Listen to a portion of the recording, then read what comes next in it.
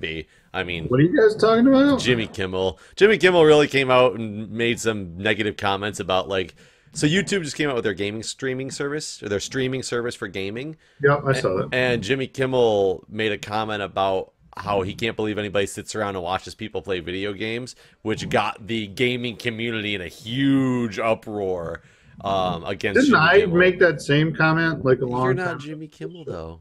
Yeah, who cares about We know that you don't understand cool things now, Mike. I You're know. just an old I man. feel like I should be famous because I could have made waves with that. Whenever I answer the phone, I'm like, hello. What pissed you off? It's a great argument to have. I love my mom, but I think she's half crazy for doing that. How dare you? Do you work with your girlfriend, Mark? Or your wife? I keep them separated. Sometimes I call people, they don't answer the phone, I'm like, Wrong number, click. Well, he's not that smart. Sometimes he sounds like he knows what he's doing. yeah. Go. Therefore, you're an ass, and I don't want to talk to you anymore. Yeah, but what do we know?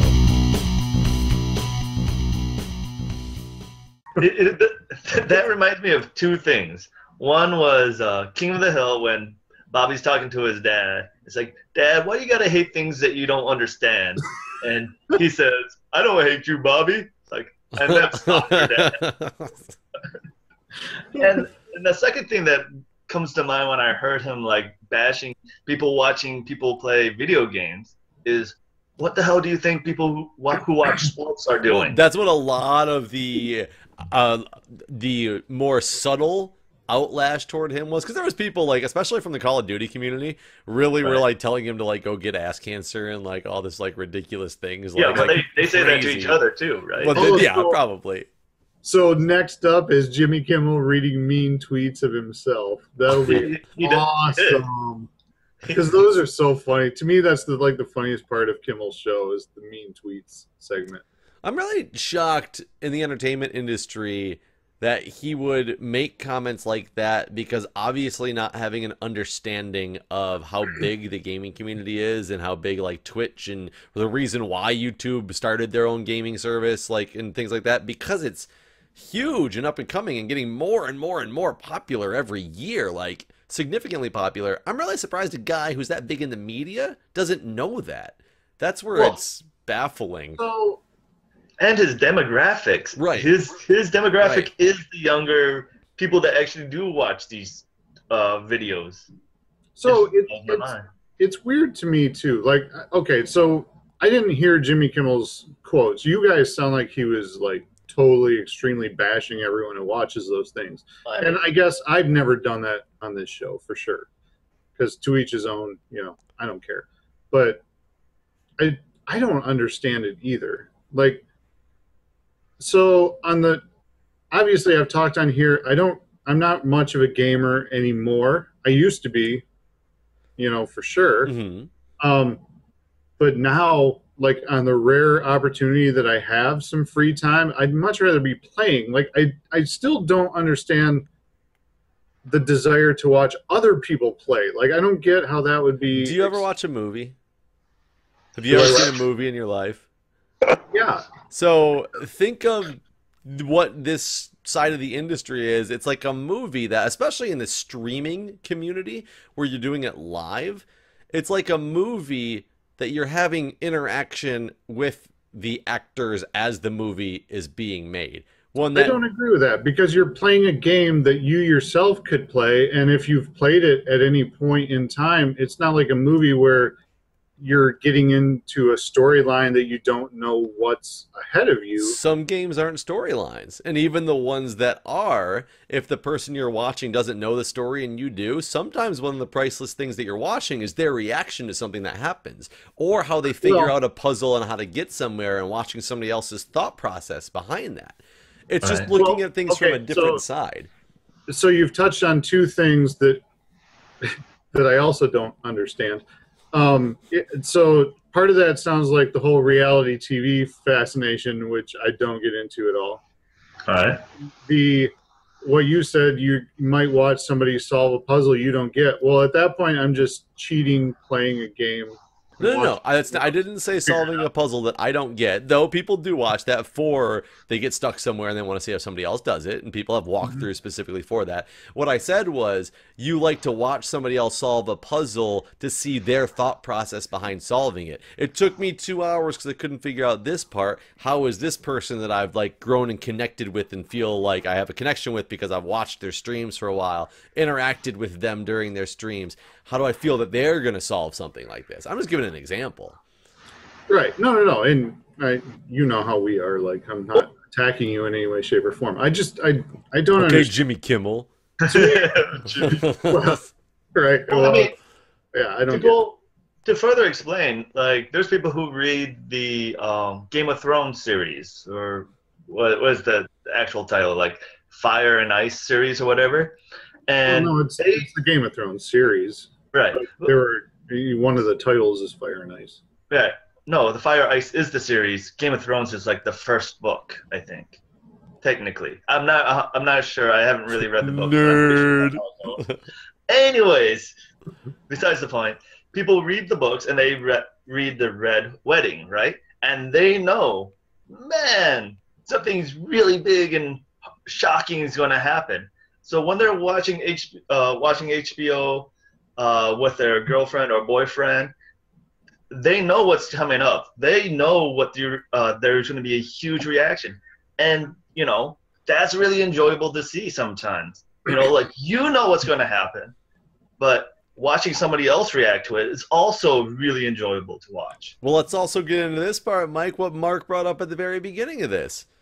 You watch football games, right? Mm-hmm. Football games aren't scripted. They're a game against two teams. You want to see who wins. Right. There's more to it than that. Than what you're seeing. What if you're watching gaming of two people versus each other because you want to see which one's better at the game? You want to see which guy's going to lead his team to victory. You know what? And okay, I can understand that. I think I've talked on here about how I used to play World of Warcraft before kids, so I definitely can understand, the games where there's like this intense sort of strategy aspect to it. Like I understand that. And I guarantee you've seen the Leroy Jenkins video. Oh yeah. So you can't say you've never seen anybody play gaming before. Right, but that was just ridiculous and funny, and I appreciate that for what it is. That's what a lot of people try to do with their gaming streams. Make them ridiculous and funny. It's just happening live. Okay, I guess. I don't know. I wouldn't want to wade through the hours of live stuff to try to get. But again, I think that goes back to me not appreciating reality TV on any level for the most part either. But when you take it to sports, to me, that's a whole other thing because that's dealing with all these different. I'm trying to relate it back to World of Warcraft, and it's running through my head, and it's probably not a clear, concise stream of consciousness and going out on this podcast right now. But like so when you know what your adversary is going to do, like in a super intense strategy game, like there's all these rules and programming in place that the thing you're trying to conquer or beat only does these things. That doesn't happen in sports. Well, sorry, go ahead. I was going to say there's something about watching somebody who can do something, maybe even something you can do much better than you, right? So, well, I wouldn't necessarily call chess a sport or whatever. Mm-hmm. You could say like, watching Bobby Fischer play like 12 grandmasters at the same time. Like I could play chess, and I'm not going to say, oh, well, it's so much more fun just me like sucking at chess than it is to watch Bobby Fischer, do something spectacular with something, so a game that pretty much anyone can play, just they can't play well. And same thing with gaming. Like when I watch speedruns, like it blows my mind that like they find glitches to give them a fraction of a second. That stuff amazes me as well. And same thing with football. Like I suck at football. If you ever you played with me when we play football, I go run really far, but I can never catch the ball. So what's the point? I mean, it's fun, but like I'm sure you'd rather sometimes watch the Lions, and then to watch me play football, right? So there's that aspect of it. So to me, and you know, so don't get me wrong. Like when you talk about the speed runs, like I've watched some of those on YouTube, and they are impressive. You know, like you said, they are impressive for what they are. But to me, it's not that impressive. I don't think I've ever made it through an entire speed run video because I'm just like, all right, I see what this guy is going to do, and I can. You know, depending on what speedrun videos you're watching, for one, I don't think you can know what they're going to do because it's a lot of code manipulation that nobody learned existed in there's certain ways you do stuff. And you realize when you can't get through a whole speedrun video that there's speedrun videos that are like 2 minutes long because that's how long it took them to speedrun a game. Well, maybe, but I've only watched a portion of maybe 2 or 3 speedrun videos, and I get what they're going for, and I get that they're, you know, taking advantage of these glitches in programming, and or the so one of the ones that I started watching was the Mike Tyson Punch Out. The blindfolded one? Blindfolded, yeah. Yeah, it's a pattern. He's memorized the pattern, and he can knock out everybody without looking at the screen. I get it. Okay, I understand what he's going to do. I understand why you can't get through that speed run, because I didn't get through, or it's not really a speed run, but that run, because I didn't get through it either. I actually watched the first couple fights and then skipped to the end to see how he did at the end, because it's impressive to me that somebody learned the patterns and could do them blindfolded for that long, because that's pretty impressive to do, but I didn't want to watch that whole thing. Is it impressive? Why would he learn to do that? I mean, because it's devoted that. Okay, but let's break it down. Okay, let's break down sports to the most basic level. Right, okay, yeah. let's talk about football. You have Team A that you have no real invested interest on besides just liking the team, versus Team B you have really nothing against except for their team's rival, and they play a game that actually doesn't really do anything. It doesn't really accomplish anything, and you go nuts over it. But, you know, if you're into football or NASCAR or whatever, I mean, good for you. You enjoyed that particular thing. I think some people who like watching people game, they like that particular thing. Nothing wrong with either, really. I mean, it's not like, you know, you watch football and then the loser team dies. Then, yeah, maybe there's something like Gladiator. Yeah. So I guess the only thing you can say about football and that being different is that, yes, there is like set strategies to football, and so you can. Well, there is strategies to football. Both like, teams can have the exact same strategy. I'm just saying there's. But it's always adjusting. You can't say that it's unique to just football versus, let's say, online football or online other games. Oh, I absolutely can say that's unique, because the online football game is still restricted by its programming, whereas in real life, a coach can do whatever he wants, whenever he wants. Part of the beauty of the game. I disagree. In a game, I can make my football player run all the way to the back of the end zone and stay there until they get tackled. I think what Mike is saying is, despite there being rules of a football game, unlike in the video football game, Bill Belichick can still sneak into somebody else's stadium and start videotaping their practices because there's free will involved. Tom Brady can deflate the balls. But Tom Brady can deflate the balls and still come back for game one. Mm-hmm. Okay, sure. He's on your team. He's my quarterback. Yes, sir. Both of my fantasy teams have 2 amazing quarterbacks on them. Well, that's good. Throw it to Gronkowski, because he's my tight end. I love that. but so my attraction to football is not only the strategy of the whole thing, because there is a lot of strategy involved with it, but it's also mixed with the chaos of the whole scenario, because no matter how much you know about the strategy, you're not going to know everything that's going to happen, because the laws of chaos are just way too in effect. And I totally appreciate that sort of collision of art and strategy and just the unknown Let's bring that back to the speedrun level. Like you said, a game is restricted by its programming or lack thereof proper programming to stop you from exploiting certain things that people don't learn about. Granted, it doesn't happen as often in newer games anymore. It's a lot of the old games and overwriting memory addresses and things like that. But it's still an unknown thing that you would never have anticipated.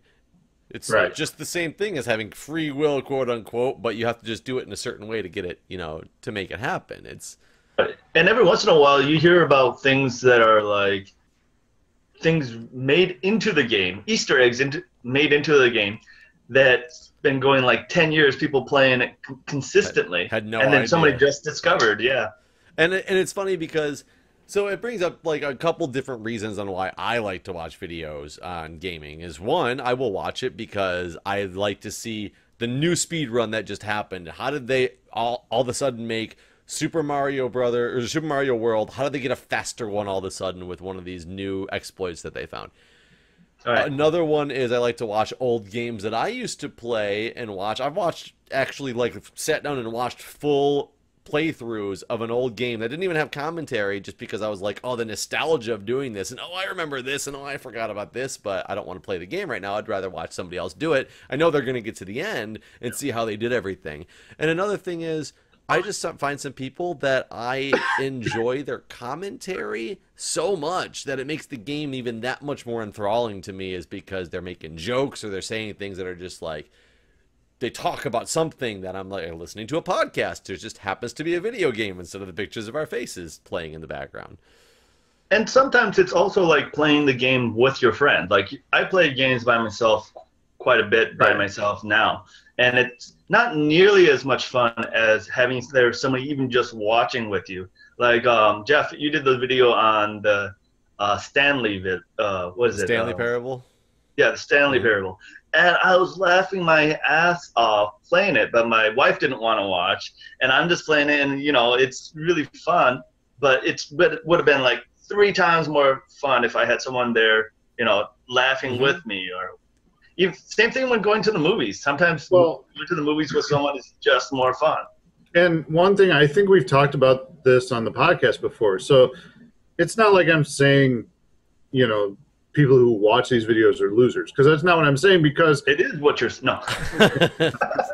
because we've talked about on this show that when I was younger, like, I had the cheat guides for like Zelda for the NES, stuff like that. So probably back when I was into gaming, I would have totally done this, but an older curmudgeon-y Mike, I guess, doesn't understand. I can't wait until your kids grow up to become like gaming legends on YouTube and on Twitch. But by the way, old curmudgeon-y Mike is about to buy a Mac laptop. Are you slipping even farther down the ranks? Is that what's happening here? I don't understand where you're going with this. Are you trying to say that makes you cool, Mike, again? Yeah, Mac was only cool before. I think I'm borderline cool, Mike, again. Or at least inching that way. Probably not borderline. With the Mac purchase, you're inching the opposite direction in my mind. But I mean, that's... So, whenever like when Apple did that commercial against IBM where they threw the hammer into the screen, and it was like 1984, like, be different, don't follow the crowd kind of commercial, and I'm just sort of thinking, that's quite a bit of a change Apple has done since then. Yeah, I think I need a new laptop. This one that I'm currently podcasting on has become a pain in my rear end. So, you're gonna get the one with the new 3? Is it USB 3 or I think 3B? Well, we've talked about making the switch to Mac for a long time, and I think we're just finally gonna do it. I think it's so funny when people talk about it. It's like it's a life decision. Like, my wife and I, we've discussed making the switch to Mac. We're just not sure if we're ready at this stage in our lives. Like... I mean, we just had children, but now we're getting serious. Well, it is. Like, curmudgeon-y Mike doesn't like learning new software.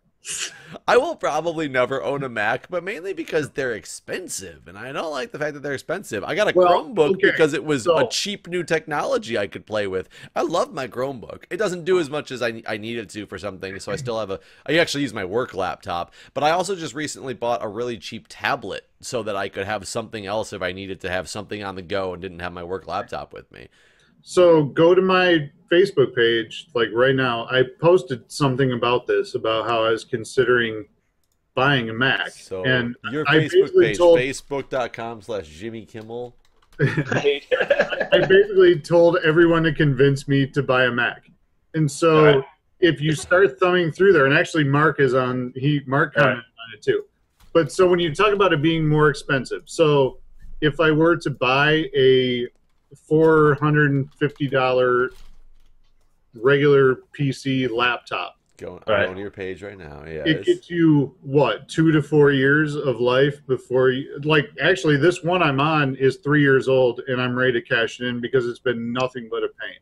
I've had to have it repaired. Right now the CMOS battery is bad. I have to repair that for sure. Like, and I know that's not an expensive fix, but everyone, I just scrolled down your page to see that billboard, and that cracks me up.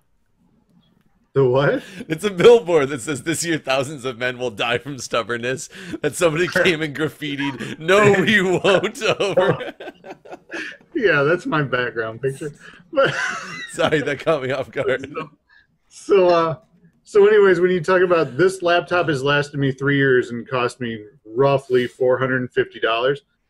If I spend $900 on a Mac, if you look at all the people who are telling me on that page, number one, they're up in arms, like, you have to buy Mac. Mac is the way to go.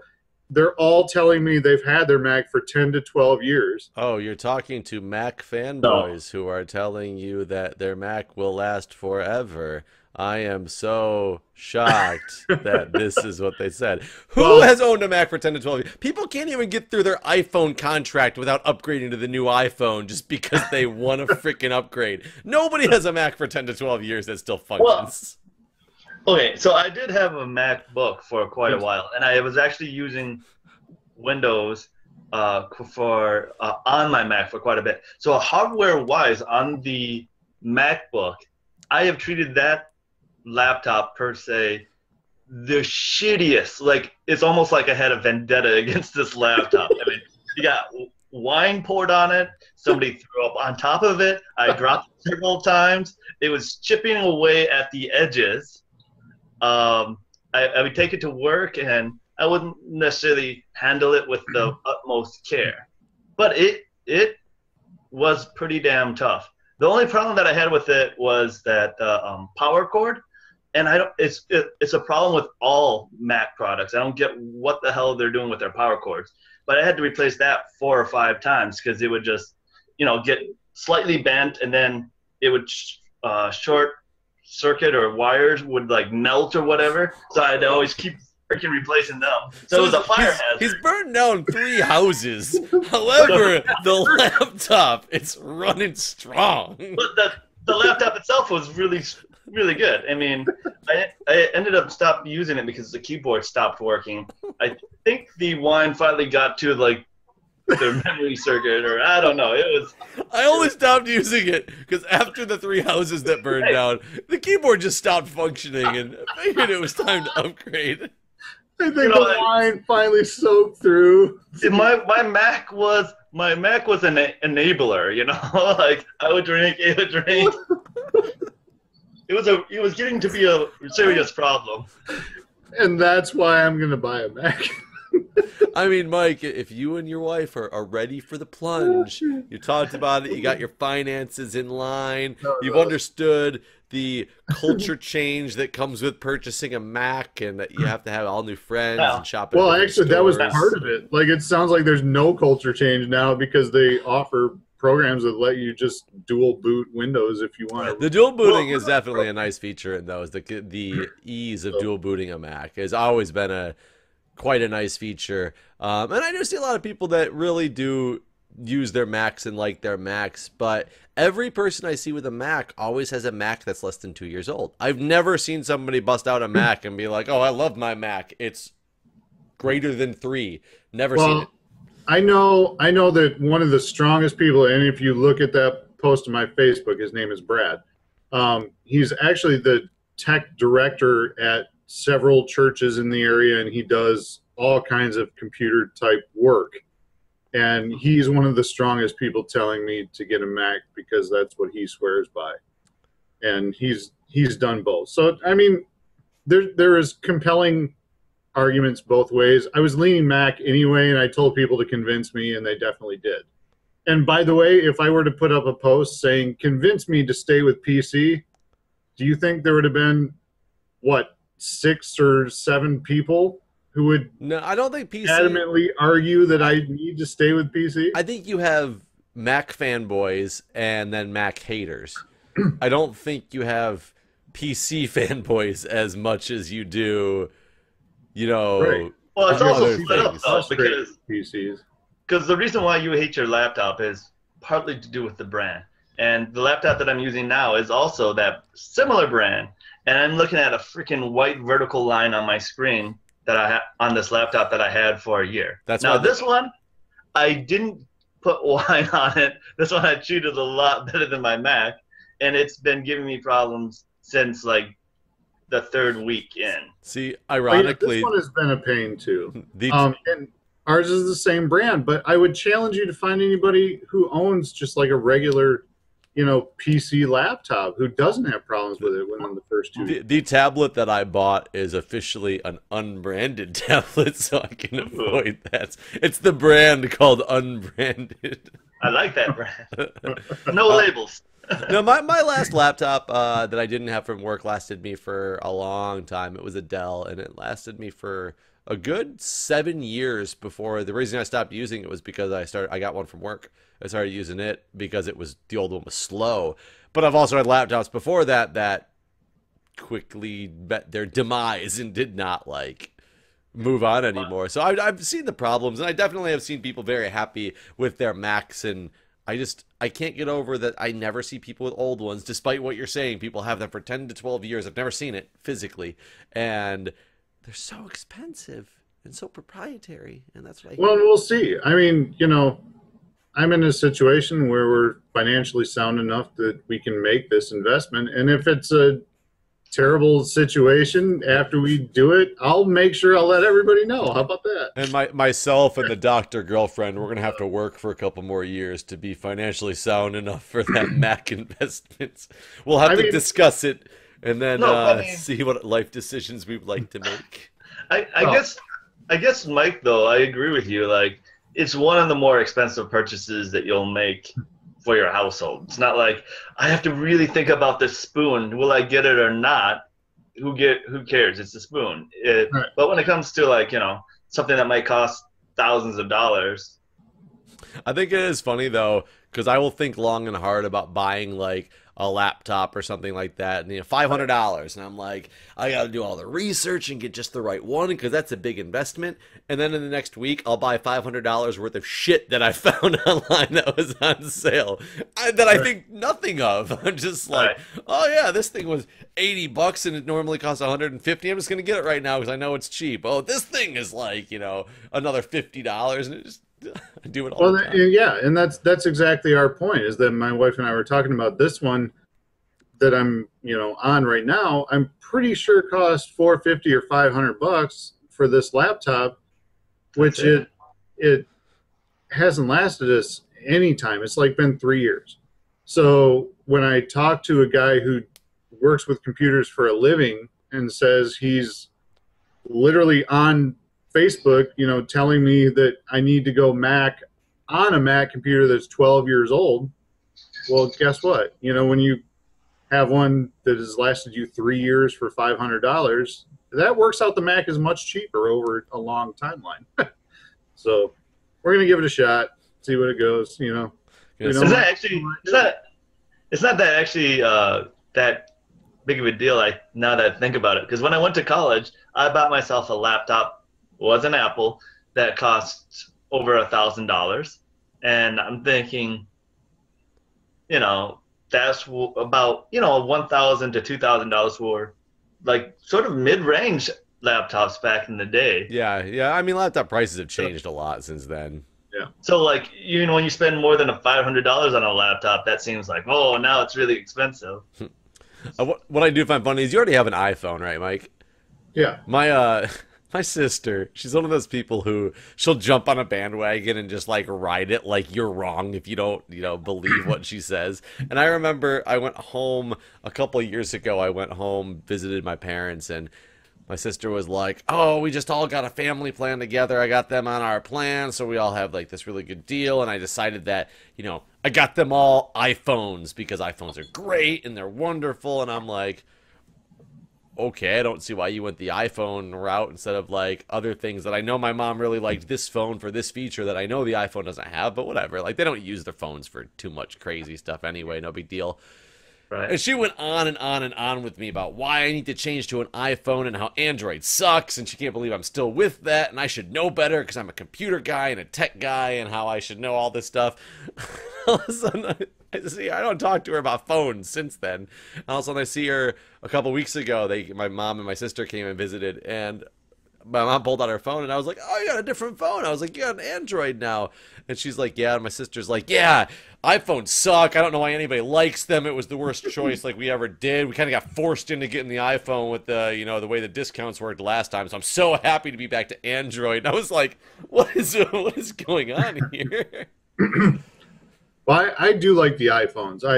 In fact, I'm on my 3rd generation iPhone now. Did it last you 10 to 12 years? Well, no, not the phone. Did no. it last you your contract? Yeah, I've never had a problem with that. But I'm just sort of like I'm accustomed to the iPhone at this point. And by the way, like, it's not that my wife and I are super stubborn and we're just gonna iPhone gun ho. Like, she has always had an Android, actually. So I'm exposed to both of them, and I like my iPhone better. That's all. It comes down to personal preference. That's all. I was thinking about trying out the iPhone, the last phone I got, but right when my contract expired is when the phone I currently have had just come out, and I was like, "Oh, I really like that one too." So I just on a whim was like, "I gotta go with the upgraded version of this other phone as opposed to the iPhone." And I don't know. I always joke about how I'm like old and curmudgeon-y and don't like change or whatever. I really don't know that that's what it is with my phone. I just think I genuinely am okay with what iPhone is. And the thing is, iPhones people love them. Like that, you can't say there's something wrong with an iPhone. I don't think it's a problem. It's just like Macs as well. I don't think there's anything wrong with a Mac. Just my personal preference and reason why I don't want one myself. But I see people who love them, so I would love to give one a try. I just don't want to go buy one. I think we've just kind of touched on a lesson in life that everyone should learn. Ooh. Everything is just okay. don't just judge people based on what they do. Everything's fine. You're right. Judge them based on the color of their skin, their religion, and their sexual preferences. I mean, that's what you can judge people on. It's especially if you're in Kentucky and you're a county clerk. Jesus Christ, I cannot believe that.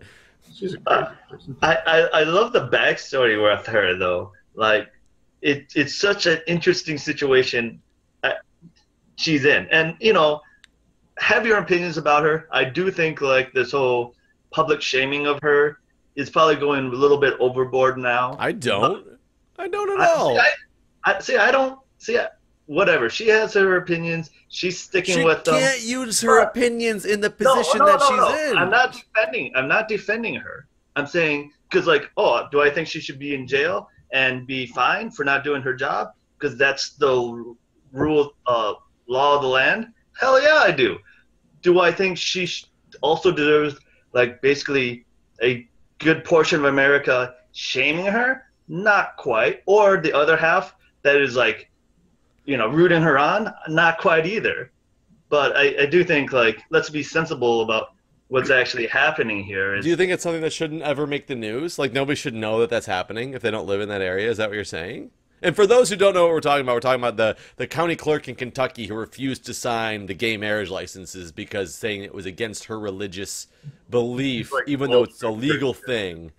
Yeah. So I just got done basically watching a TED Talk and some articles on public shaming, and that's sort of like shaped my view on how people should be treated now, because it's not like you do something wrong back in the past and it's your community that you get shamed at with. It's you do something wrong and like, you know, you could have like a whole country or even the whole world against you, and that's a little bit different. Like think of like Monica Lewinsky. Like when you hear her backstory on top of the Bill Clinton incident, it's really interesting how it built up to the situation where she was, and how everybody has an opinion on Monica Lewinsky. And what did she do? She gave a blowjob to a president. I mean, like thousands of people probably have done that before her, and probably several people have done it after her. I don't know if I'd say thousands, but not thousands, but JFK probably had 100 women himself. And Lyndon LBJ also probably had a lot of women. I mean, he liked going around talking about how big his dick was compared to JFK. So yeah, mass media is a bad thing for sure.